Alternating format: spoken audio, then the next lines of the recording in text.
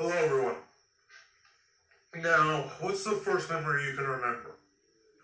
You're probably not going to know the very first one because you're not going to know which memories came before other memories.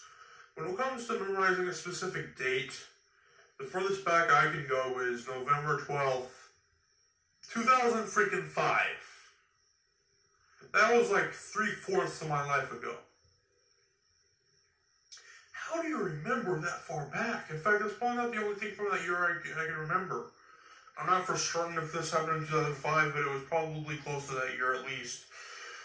But we were going to the lake once, and my cousin was like, there's always a lake by a Love's gas station.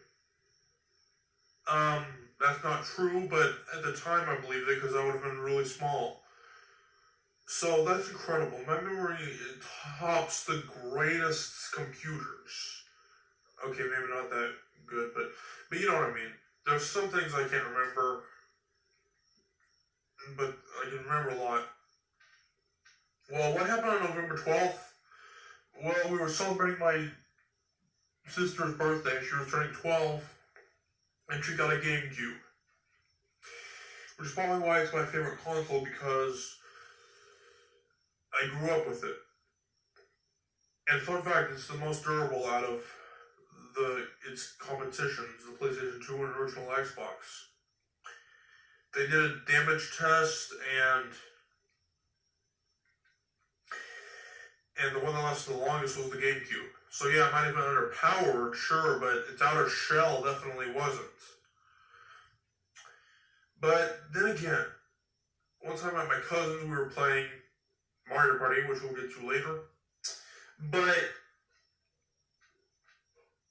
I had my GameCube with a cool design on it. On top of the shelf that was like 3 feet above the ground, somebody tripped over the cord and it plummeted, and the disc went flying. And it didn't survive that. The disc did, but the GameCube itself did not.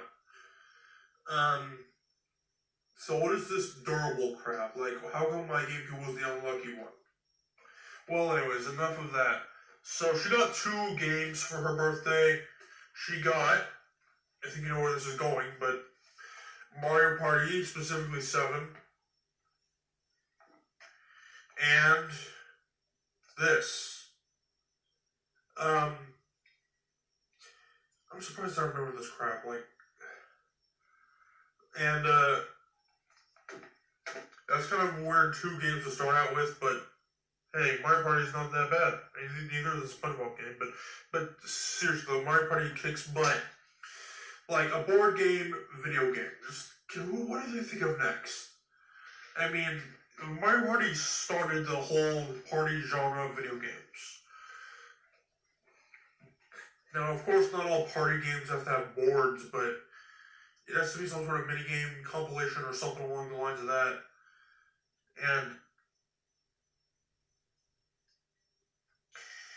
And well, Mario Party is pretty competitive. In fact, apparently it ruins friendships. I wouldn't say it ruins true friendships. Like, if you're a dork, then it probably will, but if you're a true friend, you're not gonna lose friends over a game. Like, you might get upset a little bit, but you'll get over it. That's what true friends are supposed to do. It's like, okay, we're playing against each other in a video game, but you can't, like, do anything back to me because I'm your friend. No! Look, we're gonna be friends in real life, but in the game, we're foes. And we're not gonna kick each other's asses. Alright? That's how it works. So, don't get offended if I beat you in a game. And I won't get offended if you beat me in a game. That's what makes playing a game fun. Okay? Like, I told this whole concept of Mario Party ruining friendships to my dad, and while we were playing Super Mario Party. And keep in mind, that's a specific Mario game. It's not regular Mario Party, Super Mario Party. For some reason, this one is from Europe because of that. But anyways, so we were playing Super Mario Party, which is the 11th one. I don't know why they didn't just call it Mario Party 11, but I used a poison mushroom on him.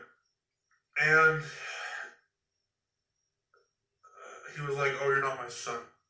Obviously, he was joking, but that's kind of the whole joke. It's just that you can't just, you gotta be, I don't know what phrase I should look for, but you're gonna have to, you and your friend are gonna think differently, okay? That's what I'm trying to say. You and your friend are gonna think differently, you're gonna do things differently, and it's gonna be different. So don't, if you wanna play Mario Party, don't, like, be offended if somebody wins and you don't. Otherwise, don't play.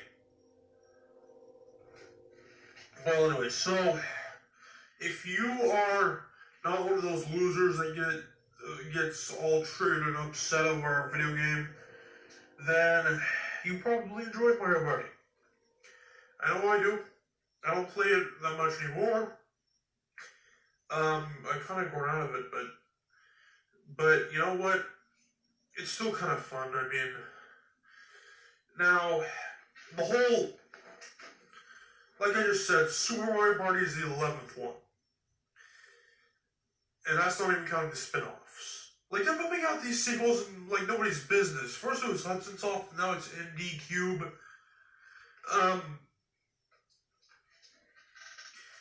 But why so many sequels?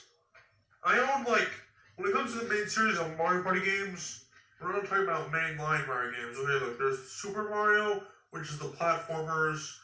There's Mario Party, which is a spin-off, and then there's spin-offs to the spin-off. That makes my head spin. Enough with the crap. But anyways, where were we? So, I forgot. Crap, man. This is not a good time for this to be happening. We're talking about Super Mario Party, but, it's the newest one, and I own, like, 11... Well, I own all the mainline Mario Parties except for the 8th one. Yeah, in fact, I've been collecting them, and... Well, the best Mario Parties are probably the non-linear ones. The ones with branching paths and where everybody goes in their own direction. Like a true board game. But then when Mario Party 9 came along, there was a big hiatus between Mario Party DS and Mario Party 9. And then they started pumping out more Mario Party games. But when Mario Party 9 came out, it was linear. Everybody was in what they call a party car, where they all go the same path, but everybody switches turns.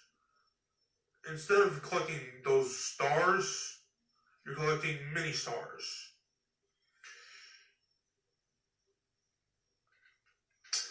And a